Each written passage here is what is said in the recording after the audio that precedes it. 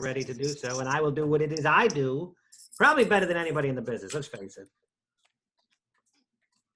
This is Live from the Table, the official podcast at New York's world-famous Comedy Cellar, coming at you on Sirius XM 99 Raw Dog. And on the Laugh Button Podcast Network, Dan Natterman here with Noam Gorman, the owner of the world-famous Comedy Club, which will soon, by the way, be back in action. Periel Asherman is here. She is the producer of the show. She's an on-air personality. It kind of evolved that way. It was not our intention at the outset. No, it wasn't at all, actually. It was just hoisted upon us, actually. And we have with us Comedy Cellar regular Adrienne Iapalucci. She's appeared on the Degenerates on Netflix. She's also appeared on the Letterman show. She just released her debut album, Baby Skeletons. And hello, Adrienne. It's been a long time since I've seen you. Hey, Dan. I know. It's been like almost a year.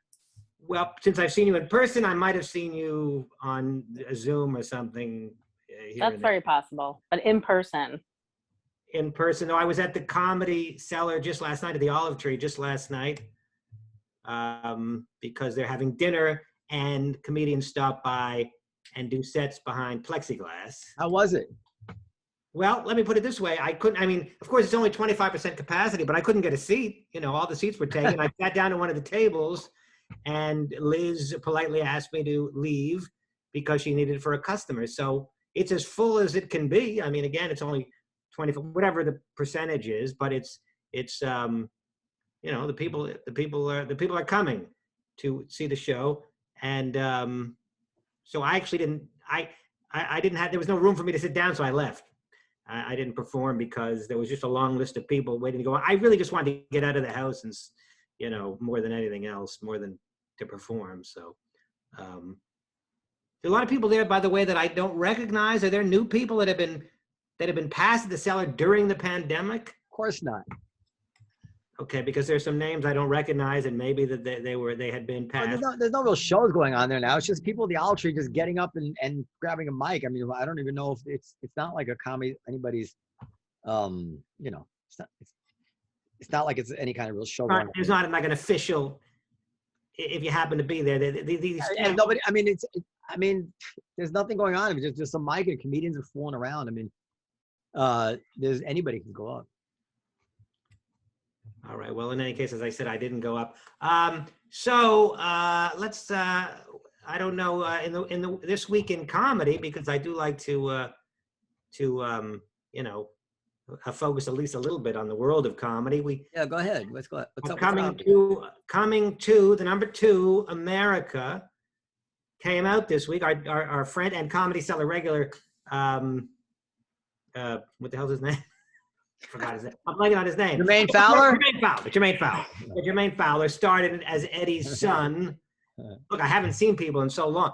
Last night I'll tell you one anecdote that you might find it funny. There was an Indian guy at the Comedy Cellar at the Olive Tree. He had a mask on. That's racist. Well, so I didn't recognize it because he had a mask on. So he said, but I thought it was Hassan Minhaj. So I said, Hassan. He said, no. And then I, oh God, I started apologizing. I was right. It was racist. It absolutely was. Well, I don't regard that as racist, but I regard it. Who cares what you think? Do you find out who it was? Forgot his name. He's a newer guy. Again, one of the guys I didn't know. Oh, Dan, what did it feel like to be you at that moment? Awkward, but at the same time, just last week, I thought Louis C.K. was Colin Quinn. They both had that larger skull and that freckly skin. People, when you have a mask on.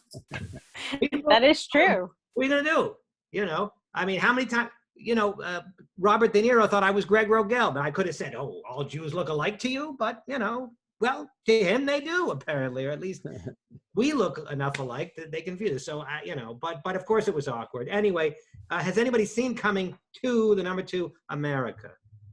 I only saw some of it. And?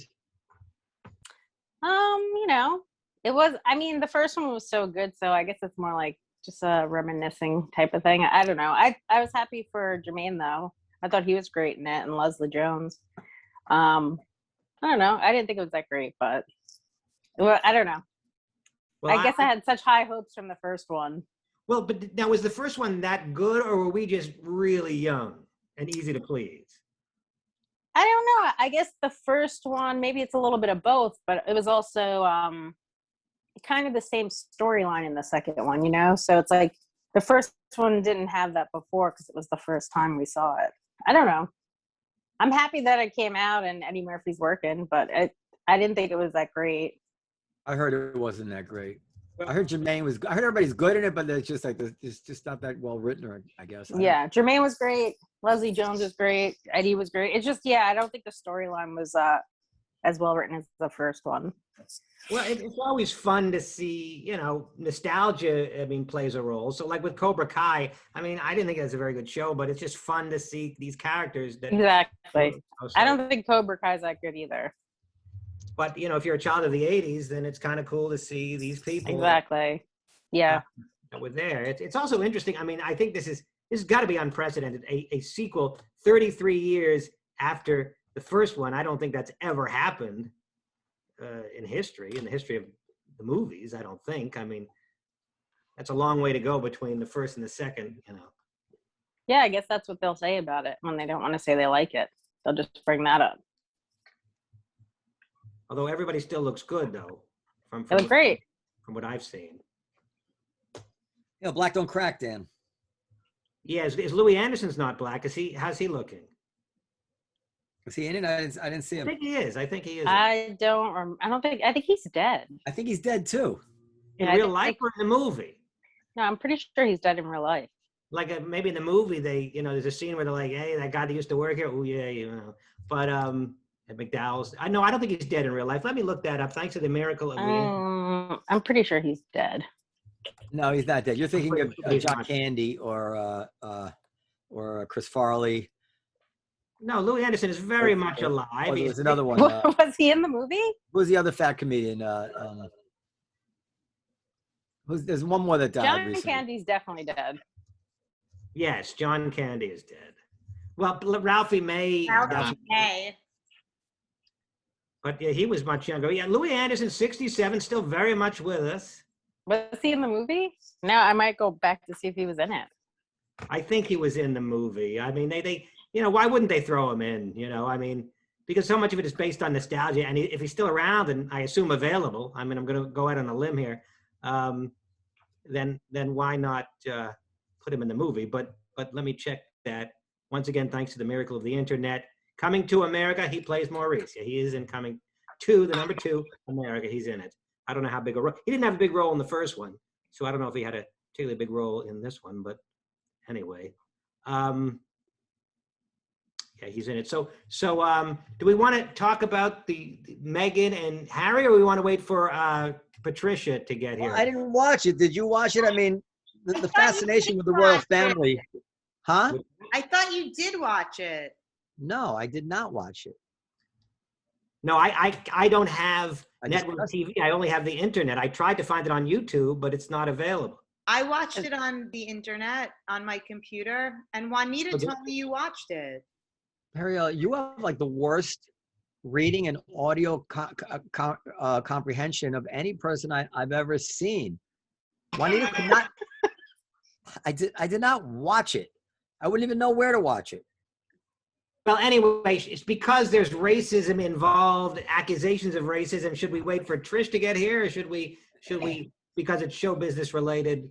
Yeah, talk about it without her. I want to talk about other stuff. I do want to get to it. Well, okay, I didn't see it, but since none of us saw it, we can really help our listeners. Yeah, I didn't see it either. I have no idea. Ariel can give us all we need to know. Was Louis Anderson in it? I have no idea. But Periel can give us all the information we need to know, and then we can analyze it. Now, obviously, everybody knows Oprah interviewed Meghan and Harry in California, and accusations were made against the royal family. Accusations of racism, for example, were made. What specific accusations were made, Periel? First of all, I would like to say that I do not have the worst audio and whatever comprehension. I spoke to Juanita today, and she told me you saw it because I said we're going to talk about it on air.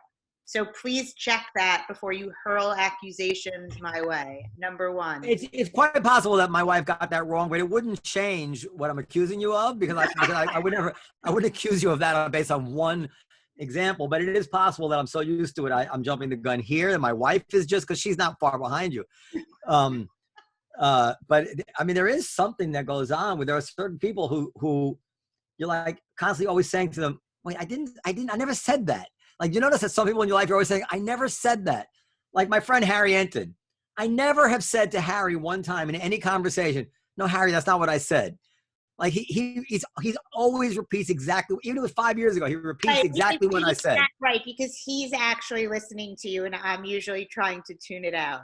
Well, in any case, can we cut to the chase here? What are the accusations that were made against the royal family? So one of the things that Meghan said was that she was not afforded any of the security that Kate was afforded, and it became abundantly clear that there were all of these issues of race at hand, including several conversations about how dark the baby would be. You see, this is it. That already. Now, there was one conversation. I only know because I read about it. There was one conversation. Now, I'm not defending one conversation. I'm just saying there were not several. There was one, and they wouldn't tell. They said it was not the Queen or the Duke of Windsor, whatever it is, but it was somebody else in the family. Asked Harry what he thought the skin color of the baby would be, and he then told his wife. Okay, Meghan. so verbatim. Yeah, verbatim is one word. Go ahead. Verbatim. Yeah. It was said to Oprah that there were several conversations. I watched this yesterday. Okay, maybe you're right. And it was with Harry, not with Meghan, and it was not the Queen. And they said actually Meghan said that the Queen, and Harry said that the Queen has always been like amazing and lovely to them. So that obviously is horrifying on so many levels. So, I believe the security detail, wasn't that only cut off after they decided to exit the family and move to the United States? for Harry, it was. They cut his security as well. But she was saying, I mean, listen, this is the first thing I've ever seen about anybody royal. No, this is what I'm saying. When she was told that Archie would not receive security because he was not a prince. He was not given the title of prince, which I think is because Harry was not heir to the throne. I don't think that's to do with his color. That's also incorrect, according to what I watched yesterday. It was that Archie should have been afforded a title, and she said she didn't really give a shit about that. The only reason she cared about that was because with a title comes the security protection. Okay, so here's the two things. So Meghan said she used the word several. Great-grandchildren of the monarch would no longer be prince or princesses, except for the eldest son of the Prince of Wales. This was declared by George V in 1917, and so it has nothing. That's been pretty much debunked. That's been fact-checked that he was supposed to get a title. It's pretty clear from what I read, and I haven't heard a refuter that he wasn't supposed to get a title. Meghan used the word several conversations with family on the topic, but then Harry says, and this is why I got confused.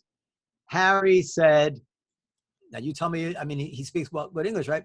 He says, shortly after Harry's entry into the televised conversation, Oprah asked him, and he said, that conversation I'm never going to share, Harry said. At the time, it was awkward. I was a bit shocked. Can you tell us what the question was? No, said Harry, I'm not comfortable with sharing that. So he, that's why because that sounds, the plain meaning of that is that conversation. Don't say those conversations or, that conversation I won't share. So that's why I got confused. That does sound accurate, although I'm certain that Meghan said that there were several, and they both I just said that. They So both, so who was right? Was Meghan? Well, Harry's the one.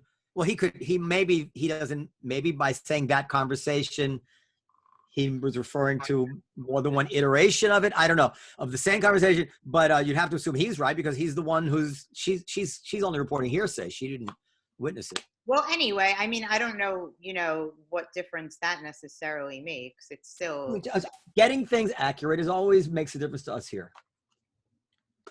Well, if it was one minor member of the royal family that said something stupid, that's kind of different. Disturbing. It's not good, but it's at the same time, it's not the same as a conspiracy in the whole family, especially because you said the Queen's always been lovely and she's the head person. Listen, my take is when you are involved in a monarchy that values heredity among everything else, and you were, and colonialism is not far in your past, it doesn't shock me in the slightest. As a matter of fact, the opposite would shock me, to think that there are no residual difficulties with race here. Having said that, basically every grandparent I know, has residual problems with race. So it's not like that's another reason it shouldn't be a shock. But it's unfortunate. I can't defend that. I can't defend it. It's if it's to the extent that it's true, it's distasteful, right? And you've got to wonder why is there still a monarchy at this point? Well, I've always thought the monarchy, to me, the monarchy is basically like a living museum. It's kind of like Colonial Williamsburg. And if that's the case, then racism should be encouraged because, I mean, if it's a museum, let it be. I will say this. I find it wrong for them to say, and I can't think of an analogy right now, but I've had many situations like this in my family where somebody says, well, people say, well, who said? Because there's a big family, right? Somebody said something, but I'm not going to discuss it. I'm not going to say who. That's usually, when you get to the bottom of that kind of presentation, you usually find that the implication created a worse picture than the actual facts. That's usually the reason that somebody presents something in a very oblique way, if that's the right word, of saying, I'm not going to say who, but Trump does that all the time, right? I'm not going to say who, but people are saying, and then when you get to the bottom of it, the New York Times did that when they had that article by that guy Anonymous that they said was a senior administration official, and he turned out just to be a minor thing. So, I mean, it does bother me to make an explosive. I think when you make an explosive allegation, you have a response, one that has actual repercussions throughout the world. You should man up and put it all out on the table, or don't say it at all in general. I think you really need to watch this because they kept. First of all, Harry was unequivocal in saying that it was absolutely racism against Meghan, and they kept saying things. We're talking about the conversation about the babies. No, just in general. Well, in general, I don't want. Let's not talk about it in general. Let's be specific because I'm not sure what the general accusations are. One is that she didn't get a title, right? What are the accusations? The title? I don't know. But the other thing that they were saying that the firm and the institution, which are separate from, I guess, the Queen, but it's basically run like a business, and there's an HR department, and that there were other horrible things. Oh, there was a thing that she came to them about being suicidal and yeah, I don't know. That's, and they were like, you can't get help, like it's not going to happen. Like she couldn't get help to not kill herself. Yeah, she was saying that she wanted to go check herself into a mental hospital because she was suicidal, and they were like, no. But was that because she was Black or because they didn't want? Oh, no, I don't think that was because she was. Well, that's why I said. That's why. Go ahead. Sorry. Oh, I was just gonna say that seems more like them just being like snobs and not wanting people to know their business. I don't know. I mean, But that's why I didn't like the general thing, because I want to stick to what are the accusations of race and what are just the general. I mean, anybody who's seen The Crown knows that the royal family can be very fucked up to the extent that show is true. But as I was watching it, I read some stuff about it. I mean, yeah, but are they saying that she couldn't do that because she was Black? I mean, no, I don't. That wasn't the impression that I got. But like I said, this. So is it just that they didn't? I mean, I didn't see it either. I guess it sounds to me like they don't want people knowing their business in terms of like going to check yourself into a psych ward. But wouldn't they have their own doctors though? Like, I'm sure the royalty has their own specific doctors that just treat them. So here, Periel. Now this is exactly what I was referring to. So this is the transcript. Oprah, did you ever think about going to a hospital? Meghan, no. Wait. Did you ever think about going to a hospital, or is that possible that you can check yourself in some place? No, that's what I was asking to do. Yeah, you can't just do that. You couldn't, call an Uber, go to the palace. Yeah, you couldn't just go. You couldn't. I mean, you have to understand as well. When I joined the family, I'm not going to read the whole thing, but right. So she asked them if she needed permission to do it. Like she said, they take your passport, they take your keys. Like you can't just go to a hospital. So she asked for permission to do that, and she was denied that permission. I don't know. That seems weird to me, right? Yeah, I don't know. I'd be more upset that the kid has red hair than him being Black. I don't know. The kid looks ugly. Well, I'm looking at the kid right now. He's absolutely adorable. What? You think he's adorable? Yeah, I mean, his head's a little long, but other than that, I don't want to, disparage a baby. But the kid's really cute, as far as I'm concerned. And I mean, not that it matters to me, but the kid is white.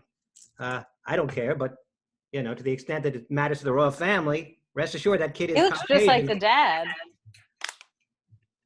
He looks got some Harry in him. Well, first of all, I think that Meghan probably could have gone to the hospital. I mean, she's pretty recognizable. I don't think anyone's going to, say like, "Where's your insurance card?" But it's probably a little bit, embarrassing. And obviously, she needs to, when a member of the royal family has to go to the psychiatric emergency room or whatever, they need a little bit of discretion. Imagine how exciting it would be to be an Uber driver and picking up the royal family. That'd be the highlight of their life. Hey, that'd be good. That'd be a good story, I'm just so skeptical of everything all the time. It's like a woman that famous, they can stop her from going to a doctor. I don't get that. You should watch the interview. It's interesting. How long is it? It's like an hour, and then they have like all these other clips that I haven't watched that I guess. But we're at the point, and this is interesting, but we're at the point in American life when people just believe the interviews they want to believe, and they just believe the interviews they don't want to believe, and it's like it's I don't know. An interview, does that really? No, if you're inclined to believe it, you believe it. If you're inclined not to believe, you don't believe. You look at this like Woody Allen versus Mia Farrow. The reasonable people that I know who are just like, Mia Farrow. I'm like, you should really watch the thing. It's like, it doesn't matter. They could watch it. It doesn't matter what Mia Farrow says. It doesn't matter what Dylan says in that video. They're already not going to believe it. You've watched it? Have you seen the Woody Allen thing? No. Yeah, I've watched all three. And has your mind been changed one way or the other? Well, I always kind of lean toward he did it. And then when Moses Farrow came out with that very strong rebuttal, and I heard, and people also told me who read Woody Allen's book that his answer. I read Woody Allen's book, and it was and people found his answer to be convincing. So then my needle went back to 50-50. But there was one phone call in the show which I found very difficult, if not impossible, to rationalize, which is Mia says to him in one of these tape conversations. And I should say that usually tape conversations, I don't take that seriously, because it's usually a way for somebody to read their facts into the record, because they know that it's being taped. So like, remember when you had that knife and you walked down, it's like a way of entering it into evidence. But this was different. She asked Woody, just tell me, where were you those 20 minutes? And he says, the truth will all come out. He says it very weirdly. And she goes, yeah, but we were looking for you everywhere. Where were you? Just tell me where you were. And he gives another obfuscational answer. And you would think that he would say, what do you mean, where was I? I was there the whole time. Or what are you talking about? Everybody knows, I was nowhere. I was in the living room. I was taking a dump. I mean, you would think he would answer that. But instead, he refused to answer. He didn't even say, I don't remember. Yeah, he didn't say, I remember. And you know. He said the truth will come out in time. As a common sense person, I just find it very difficult to explain. Now, maybe his lawyer advised him not to answer any questions. You know, that would be the only answer he could possibly give. But would it really extend to him being worried about giving a exculpatory, truthful answer to his wife, who maybe would just drop the whole thing if she could only find out where he was? It just doesn't make sense. So my needle is 75% against Woody again. By the way, we should, before we have our guests here. Our guests here, I just want to give Adrienne an opportunity. Hi, Patricia. How are you? We're going to, how do you do? We're going to introduce you properly in just a moment, but I do want to give Adrienne a chance to talk about her new, is it a CD? Is it a DVD? I mean, CDs still exist? I don't know. I don't have actual CDs. Queen Elizabeth still buys them, apparently. You could just download it or listen to it on Spotify or Pandora or something. Well, what's it called? Baby Skeletons. And what is the significance of those baby skeletons? You gotta listen to the album. I know, but you got to titillate me a little bit. I mean, I know you. I know you're funny. I'm going to listen to the album. But we're talking to people here. Patricia Roberts doesn't know you. She's thinking about what comedy album she wants to listen to next. She needs a little teaser, I think. I mean, you don't have to give I don't know that she would like my album. I would suggest her not listening to it, to be honest. I think you're judging a book by its cover. I know. I'm just joking. She's conservative, and she's not. And she's got a lot of books behind it. She got like a ton of books behind it. And usually people that read a lot of books, you know, maybe not big comedy fans. Let's face it. They might be. I was just kidding. I would love her to listen to it. Anyway, baby. And if she has any negative stuff to say about it, just, you know, don't tell me. Like, I think we should go back to that. I don't need to know every nasty thing people think. Anyhow, let's introduce Patricia Roberts. Patricia, thank you for your patience. Patricia Roberts-Miller, scholar of what she calls train wrecks and public deliberation. A professor at the University of Texas at Austin. That's where my nephew goes, by the way. Have you ever had Zach Edelman been in any of your classes? I don't think so. Well, he's a bit, he's a bit of a, what's the word I'm looking for? He's a bit of a Vildachaya. So if you know what that means, he's actually, you'd notice him. He's like his uncle. Anyway, she's the author of several books, among which A Demagoguery and Democracy, and Speaking of Race, How to Have Anti-Racist Conversations That Bring Us Together. If only, Patricia, because I'm seeing very little of that going on right now. But anyway, welcome Patricia Roberts-Miller to Live from the Table. Hello, hello. And I know is very excited to have you on, so I'll let Noam take the baton and run. Only because it's such a hot topic, and I'm an employer, and I worry about this stuff, and I also have just so you know, I also have a wife who's of color, and I've raised a child who from 9 months who's black or half black. So I'm all over the place on this, and I to be honest, I have there's a lot of things, and I guess I'm typical of my age, my color, and my generation, as it were. There are a lot of things about the anti-racist point of view that I think I don't agree with, or I'm having trouble being convinced about. And it's tough to get someone who stands for anti-racism actually to come on podcasts. Mm-hmm. And even in I mean, I don't expect a harsh head-to-head debate here, but even to get them to come on any show which somebody might disagree seems to be hard. I know Coleman Hughes had tried very hard to get Ibram Kendi to debate him, and he wanted to give the money to the United Negro College Fund, blah, blah, and he was cast aside. I think Ta-Nehisi Coates has been the most forthcoming about being able to say it. Anyway, so you wrote a column, and so I'm very appreciative, is what I'm trying to say. I'm very appreciative that you came on the show. You wrote an article in Salon, which I think is an excerpt from a book, How to Have More Productive Conversations About Racism. Stop focusing on individual intent. And let me read a paragraph. I'm going to let you tell us about it. So,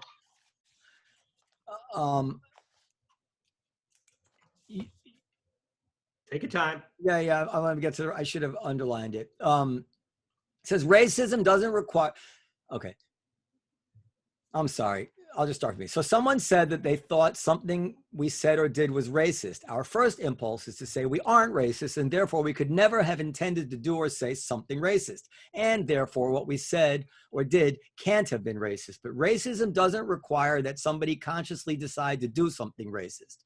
And you make an analogy of I teach in a building that was designed to have heavy doors that are hard to open, stairs all over the place, a ramp that is much too steep, one small elevator. I'm skipping, but I'm not trying to cut out any intention here. The building was designed such that anyone who used a wheelchair, scooter, or even crutches or cane was physically excluded.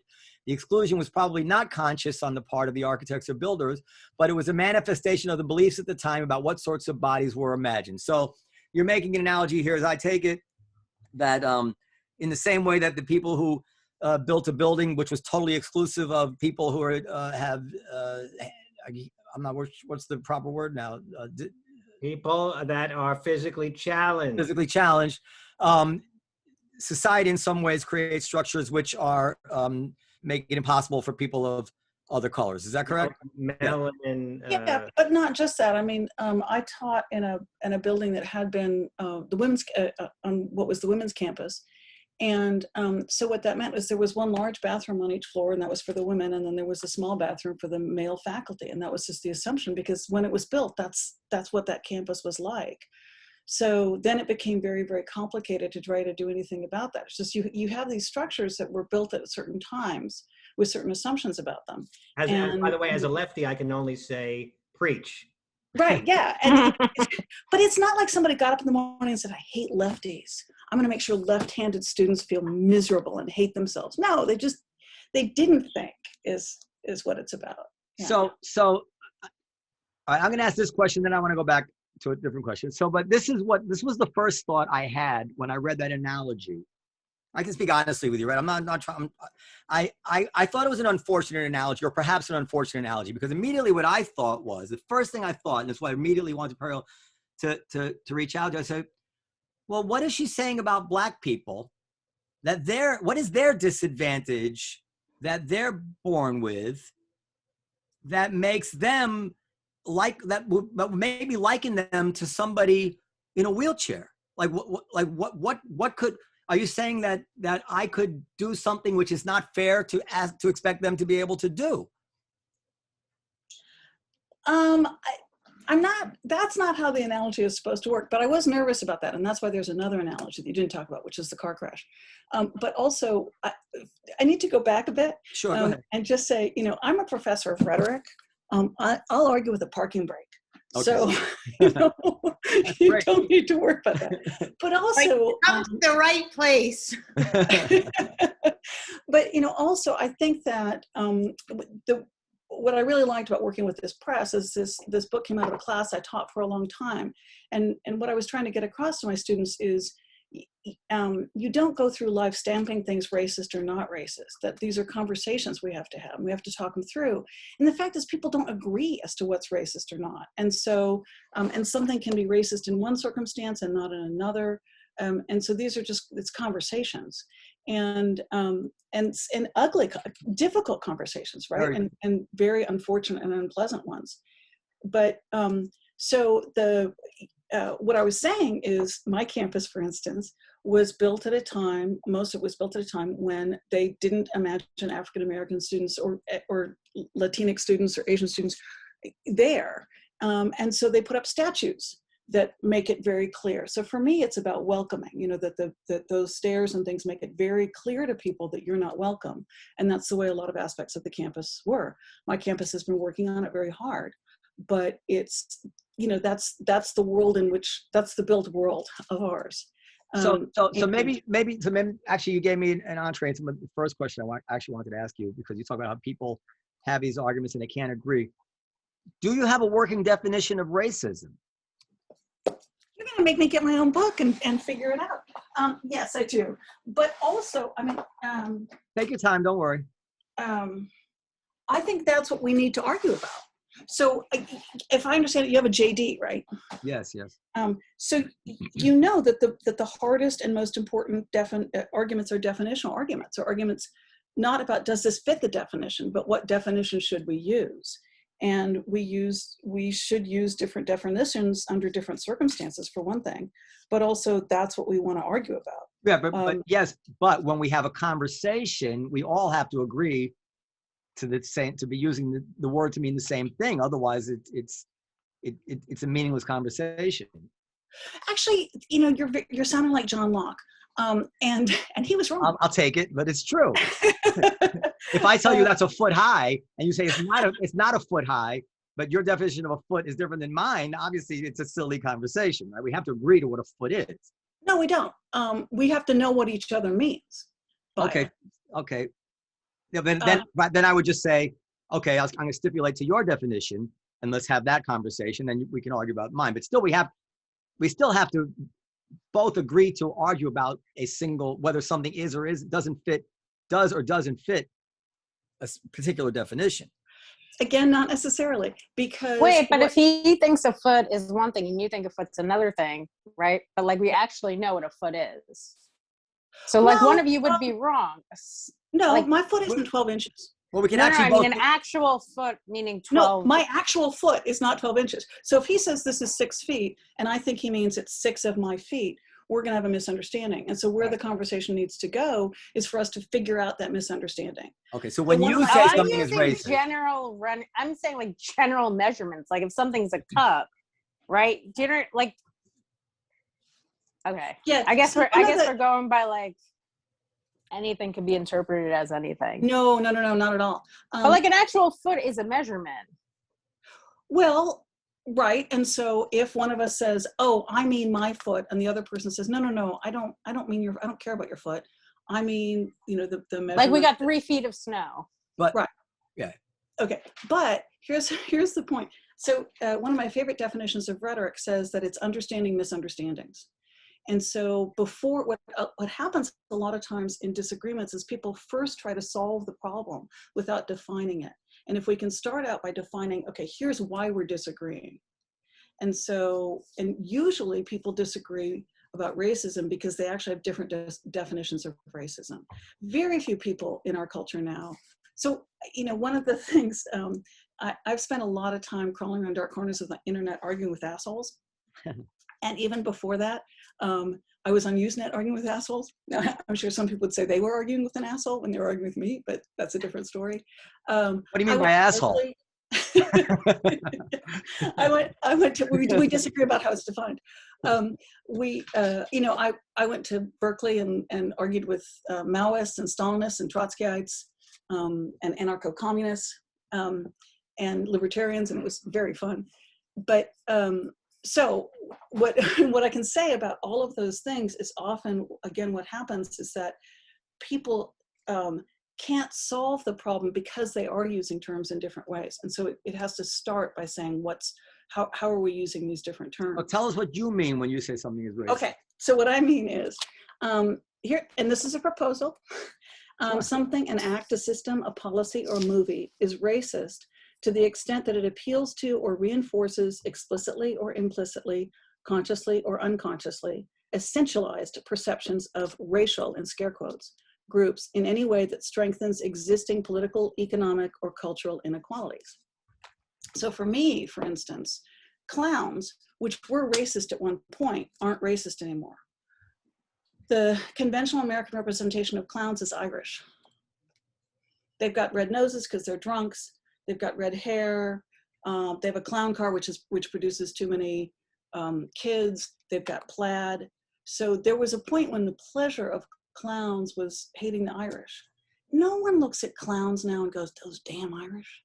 So it's not racist anymore. So you're saying that you don't have, so you can be racist without any intention. Okay, so that's actually different than Kendi's definition. Mm-hmm. Yeah, it is. But isn't there something something wrong here where you can have this word being used so frequently, the accusation being thrown around so frequently, and everybody can have their own private definition of it? Isn't that just a recipe for people being tarred by something unfair? You know, you call somebody a racist, but actually your definition wasn't actually what the person on Twitter thought you meant when they decided they never want to frequent that person's store again, because they thought you meant he hated black people. But what you meant was inadvertently he had some product which has, this is a recipe for an uncivil society if we can't agree on definitions. Huh? It's how language works. That's how all conversation works. You say that this is a violation of the Constitution, and we're going to have to talk about what you mean by violation. You say that something is terrorism. We're going to have to talk about what terrorism is. If you say I have a right to do something, we're going to have to figure out whether you really mean legal right, like that's been designated by SCOTUS, or do you mean a sort of transcendental right? Are you going real Kantian at that moment? Like so in fact, we always have to figure out what the other person means. And that's why rhetoric is about understanding misunderstandings. That if we understand what the other person means, then at a certain point we can say that's a bad definition. I'm not saying that you say to somebody else, well, we'll just sit here and smoke dope and peace out in each other's differences. But you're going to, once we've figured out what the different definitions are, then we'll argue about them. So would you ever call a person a racist? Yeah. So. And how would you define a person as a racist? Okay, so let's go to the other analogy that I actually kind of like better. Okay. So if I hit your car, okay, if I plow into your car, and you get out and you say, "Oh my God, what'd you do?" And I say, I didn't mean to hit your car. You'd be like, "Great, but you did." And then we'd sort it out. But if I said I didn't hit your car because I didn't mean to, so you can't hold me responsible for it, you'd be like, "No, you hit my car. I don't care if you meant to or not." And so that's the way that's why I focus on intent gets us off into really bad direction when talking about racism. Because if I did harm to you in some sort of way, I need to work out that. That's not the way it works. I mean, in my opinion, because for instance, if you hit me with your car by accident, mm-hmm. or if you show up and shoot me premeditated, mm-hmm. I'm not going to say you're a murderer in both cases because the outcome was the same. In one case, you're a murderer because you intended to kill me.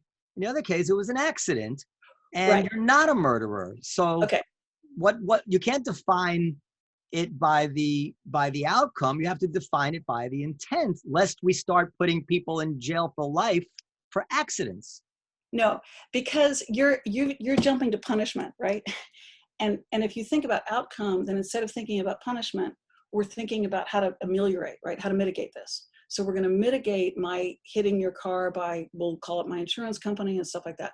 But here's my point. After a while, if I keep getting in accidents, you're going to say you're a bad driver. Mm-hmm. It doesn't make sense on that first time, but after a while, you're going to be like, and especially if I keep having the same accident over and over, you're going to be like, I'm not sure about the accident part. Well, at that point, I might think you're doing it on purpose. Exactly. And so I think there can come a point where we say this person's racist because they keep doing this over and over. And when you say this person is racist, you mean what? They keep it in your car. That they keep it in the car. What's the definition? Yeah. What's the definition of a racist person? That they continually engage in racist acts, and they either do so intentionally or they do so without any concern about the consequences, in the same way that we would say that somebody's a murderer. So if at some point you're like, oh my gosh, my wife must have accidentally stepped on my gun. It was an accident. But there'll come a point where you're like, that's a lot of wives. Can I jump? If I could Go ahead, Dan. jump in a little bit. The definition of racism has changed, I think, in the general parlance from when I was little, or maybe I just didn't know any better. But now people say that racism has to include institutional power. so that a black person can have stereotypes, so a black person can have hatred for a white person potentially, but a black person, at least in America, cannot be racist. Do you believe that is that in accord with your definition of racism? Institutional Okay, power? first off, nobody died and made me Webster. Okay.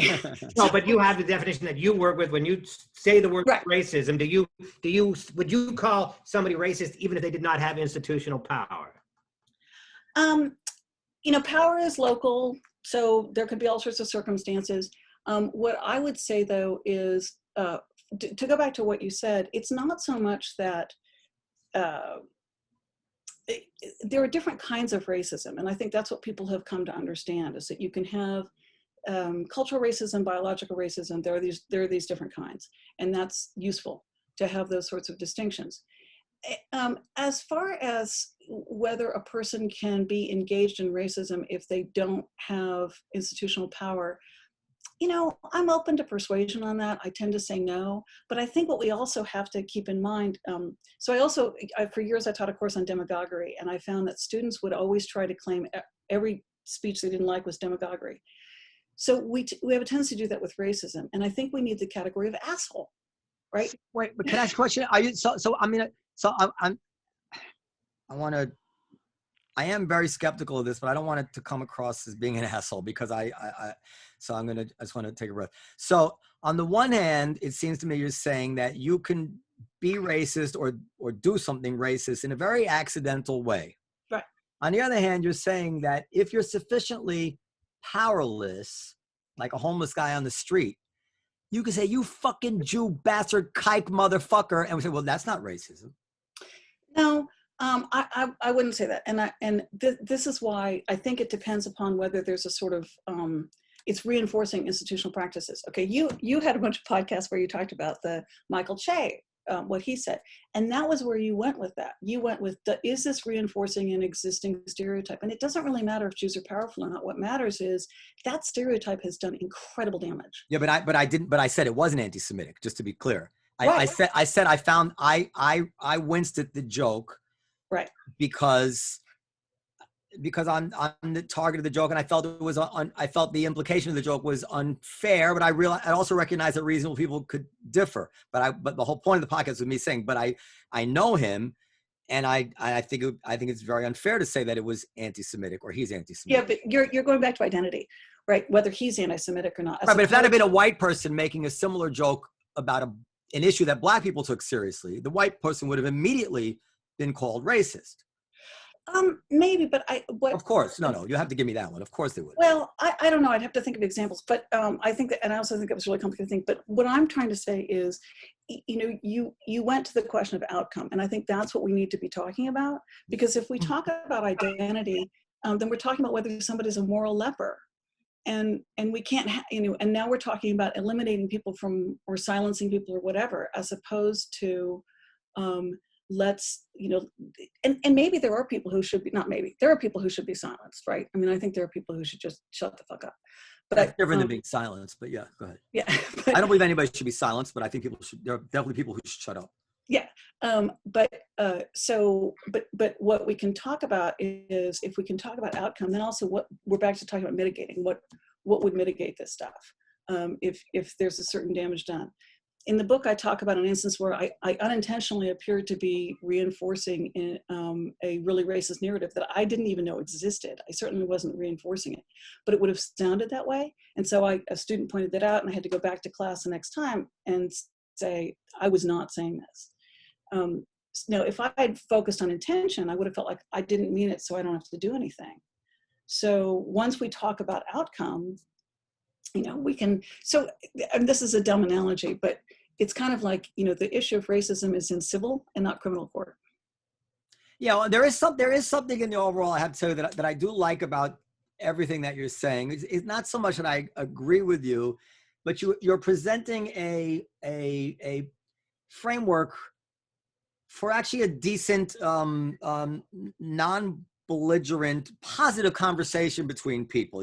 I don't sense from you, as I do sense from a lot of other people on this topic, that you're looking to catch people and then mete out punishment. That is not the vibe I'm getting from you at all. As a matter of fact, I almost get the contrary vibe from you. And that, to that extent, I really agree, because She seems like a very forgiving. She reminds me of the woman. I got into a car accident many years ago, and the woman was so nice that, and it was all my fault. And she reminds me of you. She actually sent me a card that year. I don't know if it was for the holidays or whatever, but anyway. Yeah, no, because to the extent that the thing with Michael Che happened, that was my thing that really bothered me. I read that quote by that Jewish leader who was really nasty about it, and I said, why do they have to go there?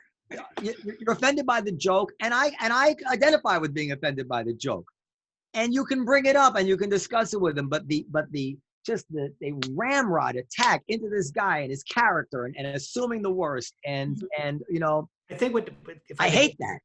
Go ahead, Dan. Go ahead. Jump in. Like, I think what Noam is saying is that the word racist now is such a scarlet letter in our society that even though you may not, if you call an act racist, you may not mean it that the person is a bad person. You may just mean he did something inadvertent.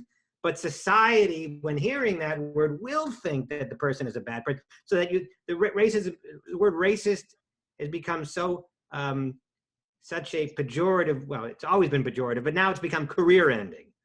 Well, that's why I wrote the book, right? You know, I'm in rhetoric. I'm trying to persuade people. You know what happened to Mike Pesca, right? No. Like, oh, okay. Then I won't take the time. But you should research the Mike Pesca thing. And then he's a friend of mine. Well, to make it very quick, he defended. Oh, I know who you're talking about. Okay, yeah. He defended the guy. McNeil was at his name in the Times. He defended McNeil in the Times, who got fired. McNeil in the Times got fired because when somebody posed a question to him and used the N-word in the question, he repeated the N-word in his answer. And then 2 years later, he got fired, despite the fact that the African-American editor of the Times didn't have the inclination to fire him at first. And then Pesca on his Slack channel said that he thought, no, he said sometimes, you know, just discussing the word should be allowed. And he got fired for that. That is the world which you don't seem to be a part of, to me, and that is what I like, because I mean, when you place that kind of landmines around people, like, until you can Google the N-word spelled out and find many references in the New York Times, Washington Post, Rolling Stone magazine, Howard. I mean, you know, it's all over the place. You can see it in movies. You can, I mean, it's, you know, it's been quoted. John Lennon had it in a song. Randy Newman has it in a song.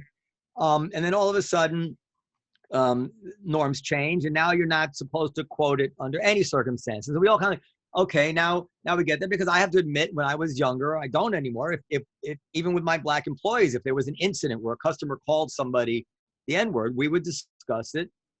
I would just, and the black employee would say it, and I would say it in the conversation. Now that's changed, but then all of a sudden now there's a landmine. So now Pesca says, well, I don't really agree that McNeil should have been fired for this. I think it's okay to, and now he's fired. Mm-hmm. And now people who, and he's fired by the people who claim they really want to have frank discussions about race. Well, you can't have frank discussions around race if you're going to put so many career-ending and basically quality of life ending landmines. And I use the analogy landmine because you don't know that they're there until you step on them. Mm-hmm. And this is terrible. And if you read, you know, all the surveys that are going around now, 60-70% of people at colleges are keeping views to themselves because they're afraid to share them. Well, let's say you let the three people, she's nodding her head as if, you know, she's skeptical of that. And maybe you're right, but let's say it's just half that.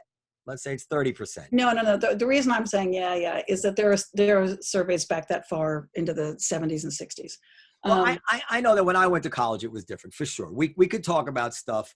I've discussed it. I went to see Noam Chomsky, followed by Meir Kahana speak, both of who had views that I found offensive in one way or another. And nobody blinked an eye at the idea that these offensive speakers, you know, should be able to speak, and we could decide what we want, you know, about it. And I found those lectures to be memorable, you know, and both those speakers had things I had to grapple with. And now we're not, it's like we want to protect, thou shalt not have to grapple with anything any longer. Okay, well, I've been in colleges since 1977. Yeah.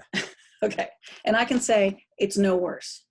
That there's this sort of myth of this wonderful time, and it's just that you didn't happen to hit the stuff that you weren't permitted to say. You know, Harry Edwards almost got fired for various things he said. I mean, there have always been landmines. Different people are stepping on them.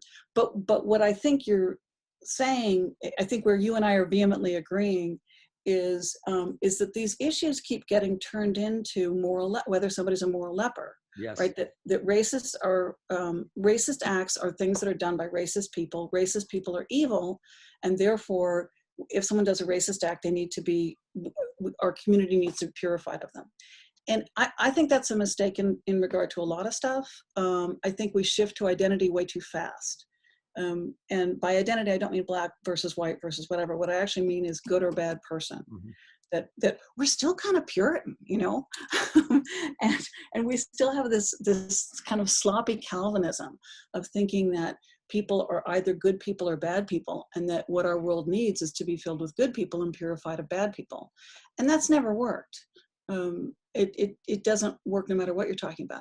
I agree. The other thing that has to be mentioned in this, though, where I have really mixed feelings, is that I think a lot of times these decisions get made not on the basis of any kind of principle, but either to avoid a lawsuit or else because they're going to lose business.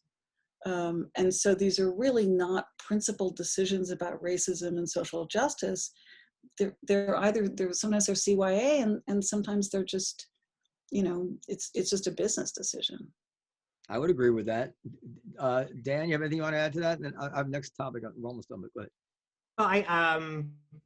No, I'm curious though. What courses you teach at UT? Because sounds like something were I at UT right now, I'd probably want to take one of your classes. But what are you teaching there? Well, I just retired. Boy, did I pick a good time to retire. But I retired so I could write more and I could do more things like this. But I taught a course on demagoguery, another on propaganda, racism, deliberating war, free speech.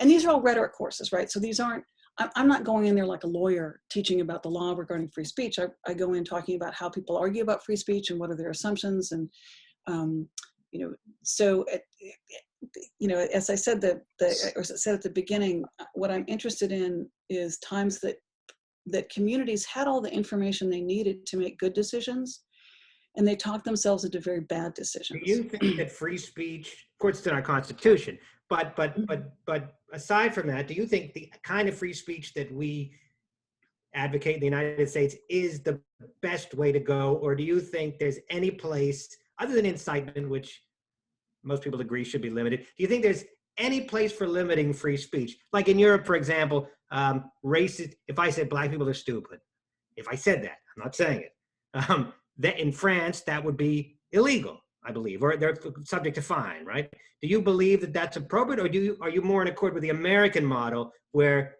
free speech is almost absolute in terms of what's best for society? There's really interesting research out there, both historical and even quantitative, that shows that people are tremendously supportive of free speech that they don't really disagree with, and that's Americans. So I think that we have this ideal of free speech to which we as individuals don't very often live up. And so, what's best for us as a society? Well, yeah. We have a tendency to judge whether something is offensive. For one thing, we focus on whether something's offensive, and I don't think that's the right way to talk about stuff. We need to talk about whether stuff is harmful, because it's possibly offended by something that's not harmful at all.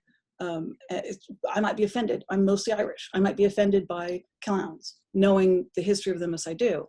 That's not actually a good reason to ban them or something. They're not doing any harm, right? And my feelings don't constitute harm. You know, my feelings getting hurt. So I think that's important to keep in mind, is that, again, we have this sort of fantasy of a time that there was all this free speech and it's now getting restricted. And it just doesn't work out that way. We also have a big problem, I think, of this business, the problem of businesses.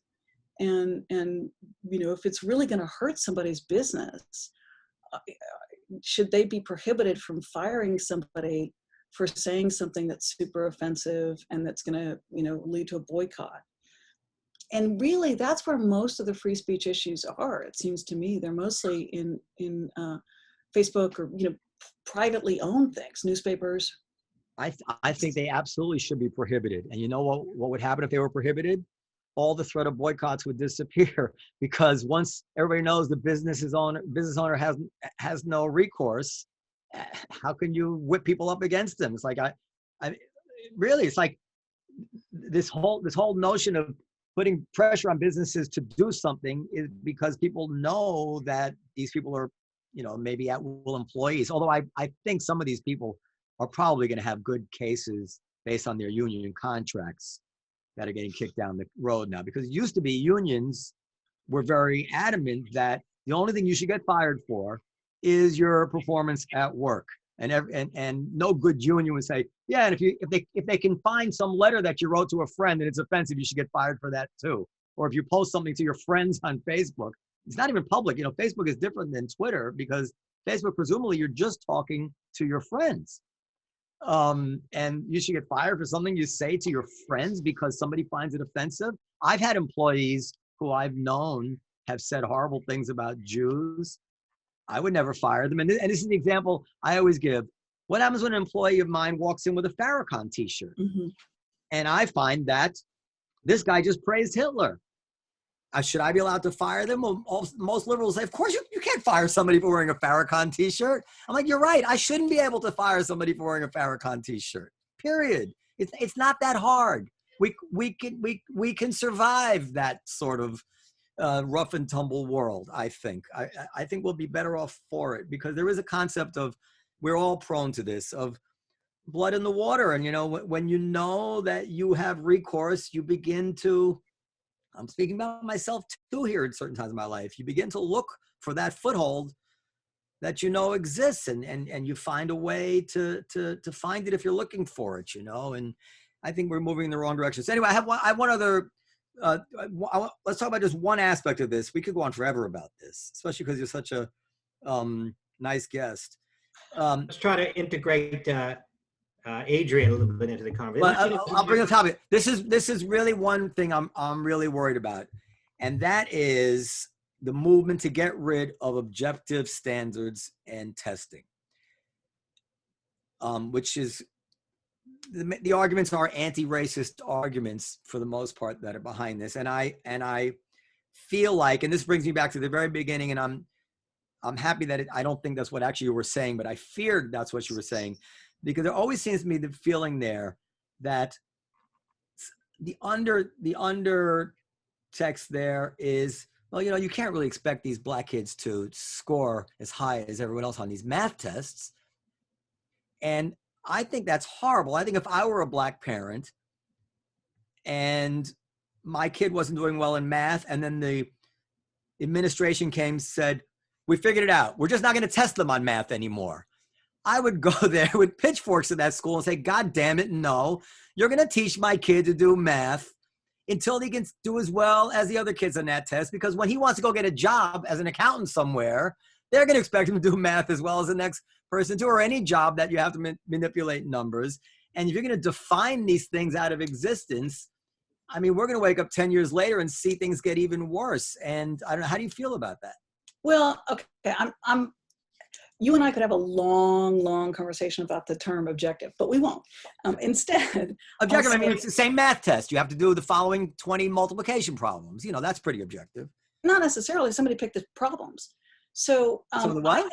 I mean, somebody picked the problems. I'm saying just numbers on a page. How can you non-objectively pick numbers on a page? No, because they're either doing quadratic equations, or they're doing those are numbers, or they're doing trigonometry. Whatever they're supposed to learn at that year, that grade level, the fourth grade. Like my daughter's in fourth grade.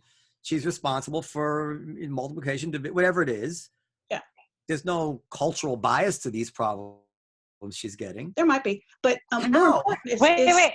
No. Just somebody decides that those are the tests. Okay. So go to outcomes. All right. If a student is applying to study engineering, it's perfectly appropriate for there to be math tests that they get that are the kind of math somebody thinks that these courses require that you have learned prior to that. If somebody's going to be studying English, they don't need trigonometry for English. So for me, it's a question. I would stay away from the word objective and instead go to the word relevant. Yeah, but if you don't make sure that the kid in 4th grade is on track with math, he's never gonna become an engineer. And that may be actually what we're seeing when we're trying to understand why there's so few minorities and people of color in some of these occupations. It's not because of what's going on in the acceptance to those programs in colleges. It's because nobody kept them on track in 2nd, 3rd, 4th, 5th grade when they were learning the basics, and they never recovered from that. How can you recover from that? It's so complicated. So for instance, one of the things that happens with girls in middle school is they tend to get worse at math. Right. And if they get worse at math, we got to get them back on track, not stop testing them, because they'll never be engineers if they get worse at math. Okay, but then you want to try to figure out why they're getting worse at math, and simply giving them the same tests and engaging in punitive standards or whatever. But if you don't give them the test, or you give them the test, they still got worse at math. Yeah, maybe. So if you don't test it, how can you even see whether you've addressed it? In other words, the only way you can see, we have a problem. Women are getting worse at math. We need to focus on this and get them better. But we're also not going to have any tests. Well, then how are you ever going to know if you got them better or not? Well, okay, see, I think one of the reasons we're having a really confusing conversation is you're talking about a different world from mine. I mean, you're talking about what unions can do. Do you know where I live? I live in Texas. You know what unions can do in Texas? Unless it's a police union, they can't do jack. I'm talking about kids being... Okay, same thing with, I don't know I have no clue what you're talking about with talking about people getting rid of testing. Texas is the land of testing. No, in New York City, they're trying to, well, there's all over the country, there's movements to get rid of testing. And there's movements to have, and get rid of SATs and all. Okay. Now I understand what you're talking about. Yeah, no, I'm talking about in grammar school, but SATs is the final version of it. Yeah. So one of the problems is that the tests that are done, if you're talking about like the No Child Left Behind Act, they're really bad tests. But if you run an engineering school, at some point you're going to have to test these kids on math. If you don't want to use the math SAT, okay, get rid of the math SAT. But then you have to replace it with another math test that you're going to have to give everybody, unless you think you can just randomly pick people and assume they'll do the same. And maybe you could do that if you had statistical evidence that people basically did the same when they were younger, and really there wasn't that much difference between people. But when you have huge disparities between people. Yeah, I think that what's getting confused here is that when people are talking about getting rid of the SAT as a requirement for college admissions, they're talking about it for college admissions, not necessarily for particular majors. And so I'm going to tell you one last story, and then we go. Maybe you should come on again. So my stepson, had all kinds of learning disabilities. And he was going to what is considered the Rolls-Royce School for Kids with Learning Disabilities, a Lowell School in Queens, New York. You could look it up. And I said, oh, great, they're going to help him. Oh, great. And every year he went, and he seemed to be learning the same things. And they told us he was going to get a Regents diploma. And I realized he wasn't on track for the Regents diploma. He didn't even make any progress. We'd go in and meet them, and they would, forgive me, they'd have all kinds of jargon and reasons. And finally, I got really mad, and I convinced him. I said, I don't like this one bit. We're taking him out, and I'm putting him back in regular Ardsley High School as a sophomore, or as a junior, I guess. Do you know that this kid got a 92 on his trig regents and 88? He made more progress in 2 years in school where they treated him as if he could do it. Mm-hmm. Than in 10 years where the experts were supposedly treating him to his ability. I mean, it was so disgusting to see what they were justifying in terms of not being demanding, not testing him, finding every excuse in the world, rather than to, I guess their fear is to bring out maybe that he could, I don't know, maybe they get their money according to performance, who knows what cynical reason was behind it. But boy, I mean, I've made few decisions in my life which were as important as that one, just on my gut. I'm like, no, this is ridiculous. Old fashioned is better here. I'm putting him in the real school and I'm going to help him. And it turns out this kid was able to do it, and quite well, just with, some day-to-day help, overseeing him to keep him on track. He had no problem with intelligence. And it seems to me, they're about to do this Lowell School routine on huge swaths of our communities here. And it pains me to say it, I really feel in some way they're just trying to make the problem go away by defining it out of existence. Do you think that he would have done better there if they'd given him tests? He did not start to do better until he had to learn for tests. But if they gave tests and didn't do anything about it, it doesn't sound to me like the testing was either the problem or the solution. I mean, I know the kind of thing you're talking about. I've had students that I think were, taught to doubt their own abilities. There's a lot of not great ways of teaching. We got to wrap it up. I want to conclude with like a little thing, and if you think it's unfair, you can tell me. Otherwise, I want to wrap it up. There are two wildly world views here. One which I think I represent, which I think everybody, but maybe Periel, who's you can't account for Periel, might disagree with, which is that I'll take that as a compliment. Yes, take it as a compliment. That there's really no gray area when it comes to math, that either you can do multiplication or you can't. And the way you do it is you give somebody 100 multiplication problems and you see if they get them right or they're wrong. And there's another worldview out there which thinks it's not that simple. Actually, there can be bias within the multiplication problems themselves, or there can be bias within the very requirement of thinking that people ought to be able to do these problems. And that's a fascinating divide. Let me just put it out there. That's a fascinating divide. Is that unfair how I described it? Totally unfair. I think you're correct it. Okay, I think you're right that those two views exist, but I think that there are a lot of other views that exist as well. And I'm in one that you didn't mention. Okay, go ahead. Which is, I'm thoroughly in favor of teaching math. But I think that there are lots of different ways of teaching it. We still don't really know the best ways of teaching it, and testing doesn't help us figure that out because the way we do testing is not very good. But yeah, what other ways there to test multiplication? Then give some multiplication problems. Because see, you keep going to something specific like multiplication, but somebody's going to make a decision that it's multiplication, and that there's going to be a way that they grade the right answer. There are lots of different ways of multiplying it right now. It's really fascinating. Somebody asked us, I think on Twitter or something, of like, how do you do this particular math problem? My father, who was a pathologist and incredibly good at math, pretty nearly a genius at math, how do you know? Couldn't help me with my math homework because my math teachers were very rigid that we had to do it in this very specific way. So I agree with you. I don't think that's what's going on. I don't think there's I don't think a significant amount of what we're talking about can be attributed to this. But I do agree with you that there are some kids who are gifted in some way, actually, who can come to an answer differently, but can come to that answer predictably correct over and over and over and over again. And it would be wrong probably to penalize them for that. But I think what we're really talking about here is kids who are getting the answers wrong, not coming to the right answer incorrectly. When I think. Okay, the people always want to go to math when you have these kind of discussions. Because it's much easier because you can bring in cultural. If you have a word problem that uses items in the house, you can say, well, poor houses don't have these things. So I'm trying to avoid that because you could persuade me.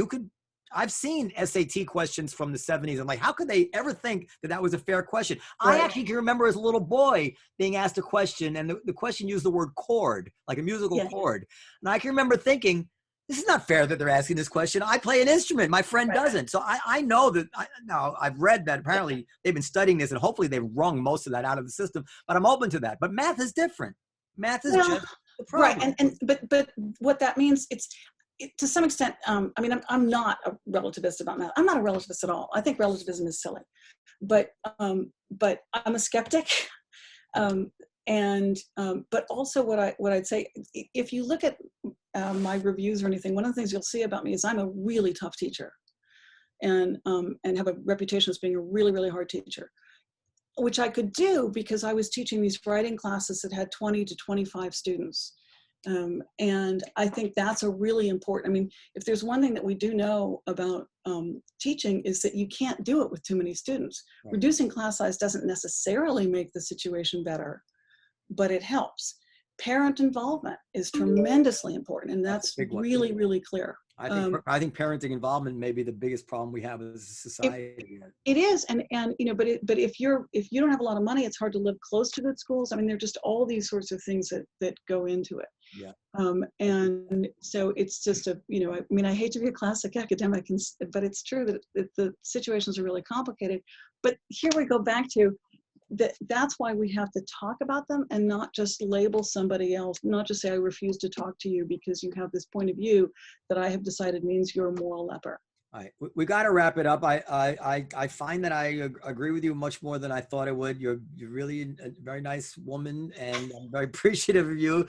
It's hard to have conversations like this and keep them so civil, and that's a credit to you, not to me.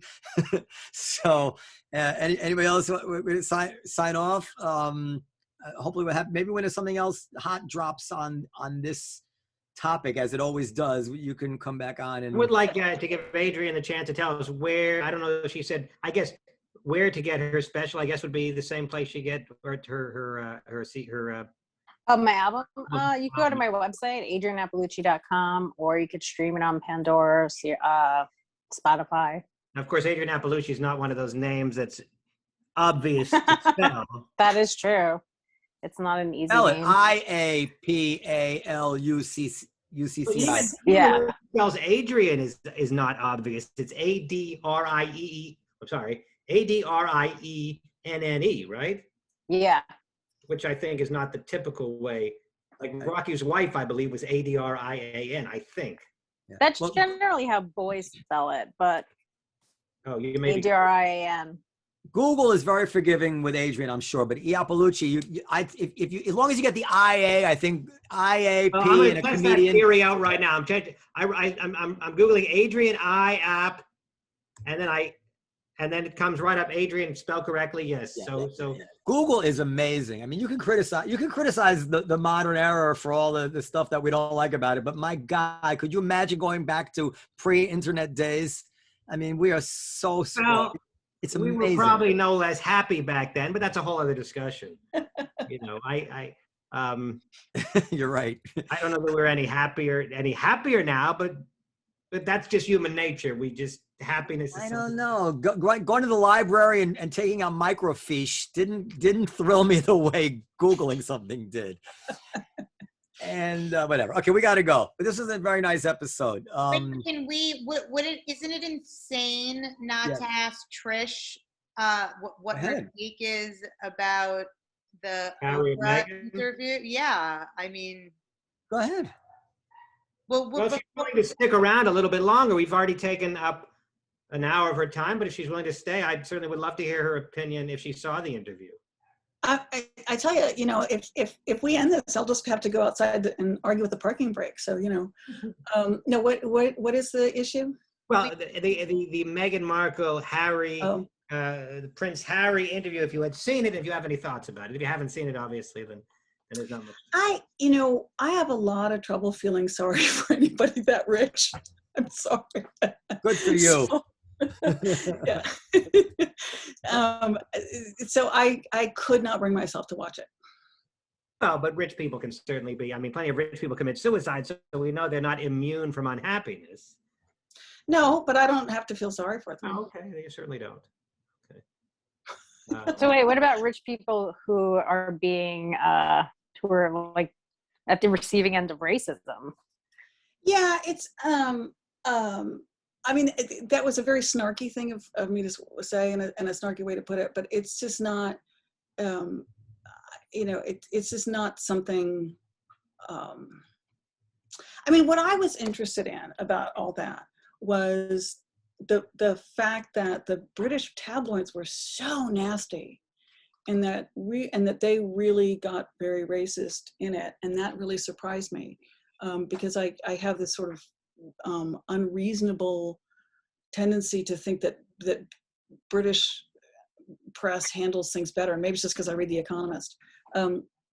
But so that aspect of it really surprised me, but it didn't seem like it was really going very far in that direction of talking about those sorts of problems. You know what, Patricia? I think you put your finger on an insight, which I don't think anybody's made. It didn't occur to me, which is that yes, she's a rich and famous woman. If I'm a successful person. If I told you a story and my mother-in-law called me a Jew, this and that, and she wanted to know if the kid would have it, I mean, how sorry would you feel for me? It says a lot about my mother-in-law. What she describes says a lot about whoever it is that treated her that way. And that's interesting to us to know that those people, if it's true, are like that. But that's not the same thing as saying, I feel so sorry for Meghan Markle, because the truth is, if you're famous and rich and then more, F you money, and somebody says something to you that's offensive, you'll survive. It's like I don't think she's asking anybody to feel sorry for her, though. I do think that you know what? The circumstances do kind of imply that she is, yeah. I don't know. I think the exposing the monarchy, telling her story about why she left the royal family and why without wanting pity, but just saying, here's why we went to America. I didn't see the interview. I have another thing. I know we're going too long. I really don't like when people take these things public. I had terrible fights with my father at certain times, really bad. Even after he's dead, I will not speak about them on the air. I remember Ron Reagan Jr. went to speak at the Democratic Convention. This is not political at all. And I was so offended by that. I said, you're being used here for partisan purposes. Nobody's voting for the Democrats because Ron Reagan Jr. speaks at the convention. This is just a way for them to use your dysfunctional relationship with your father to humiliate.